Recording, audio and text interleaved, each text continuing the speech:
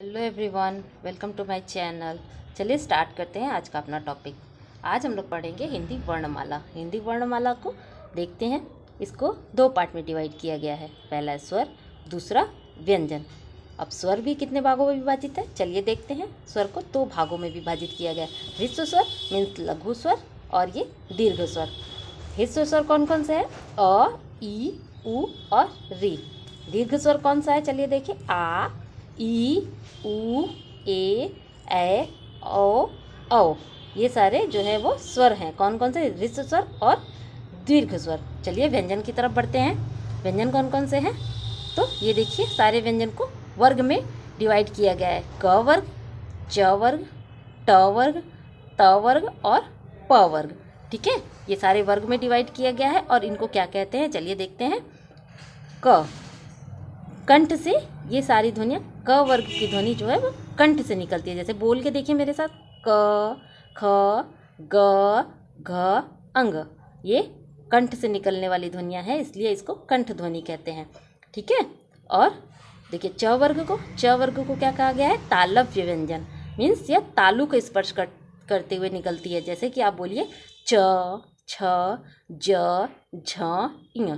ये तालव्य व्यंजन है। इसी तरीके से मूर्धा मीन्स गर्दन अंदर से निकलने वाली ध्वनि है। जैसे कि ट, ढ, ड, ढ, अण। ठीक है, ये मूर्धा व्यंजन है, ट वर्ग। अब देखते हैं दंतव्य व्यंजन कौन कौन से हैं। तो दंतव्य व्यंजन त, थ, द, ध, न दंतव्य व्यंजन है। मीन्स दांतों को स्पर्श करते हुए यह निकलती है। आगे देखते हैं ओष्ठ व्यंजन। ओष्ठ व्यंजन कौन सा? प, फ, ब, भ, म। ये ओष्ठ व्यंजन है। इस तरीके से सभी वर्गों को विभाजित किया गया है। ठीक है फ्रेंड्स, आगे देख लेते हैं प्रत्येक वर्ग का अंतिम अक्षर। प्रत्येक वर्ग का अंतिम वर्ण जो है वो नासिक्य व्यंजन है। ये ध्यान रखिएगा। जैसे कि अंग, ञ, अण, न और म, ये सारे जो हैं वो नासिक्य व्यंजन है। ठीक है, अब आगे देखते हैं य, र, ल, व को। यह क्या है? ये अर्धस्वर, र लुंठित वर्ण, ल पार्श्विक वर्ण और व जो है वह अर्धस्वर है। ठीक है फ्रेंड्स, आप या तो इसका स्क्रीनशॉट ले लीजिए या फिर इसको आप चार्ट को बना लीजिए, जिससे कि चीज़ें पहचानने में आसानी होगी। आगे बढ़ते हैं हम लोग, देखते हैं और कौन कौन से व्यंजन हैं। चलिए देखते हैं। स्पर्श व्यंजन। स्पर्श संघर्षी व्यंजन कौन कौन से? च, छ, ज और झ। ये कौन से व्यंजन है? ये स्पर्श संघर्षी। इनको बोलने में जोर लग रहा है। च, छ, ज और झ, ये स्पर्श संघर्षी। ऊष्म व्यंजन देख लेते हैं। श, श, स और ह। ये ऊष्म व्यंजन है। इनको बोलने में ऊष्मा निकलती है मुंह से। आप खुद भी बोल के देखिए। श, श, स, ह। ये ऊष्म व्यंजन है। अब संयुक्त व्यंजन देखते हैं। छ, त्र, ज्ञ। ये संयुक्त व्यंजन है, क्योंकि यह दो वर्णों से मिलकर बने हैं, इसलिए यह संयुक्त व्यंजन है। और श्र, जो श्रम वाला श्र होता है, वो मिश्रित वर्ण है, क्योंकि यह दो से अधिक वर्णों से मिलकर बना है, इसलिए यह मिश्रित वर्ण है। आई होप इतनी सारी चीज़ें आपको सारे वर्ग जो है वो समझ में आ गए होंगे। अब आगे बढ़ते हैं सघोष और अघोष की तरफ। अब ये अघोष और सघोष क्या है, चलिए देख लेते हैं।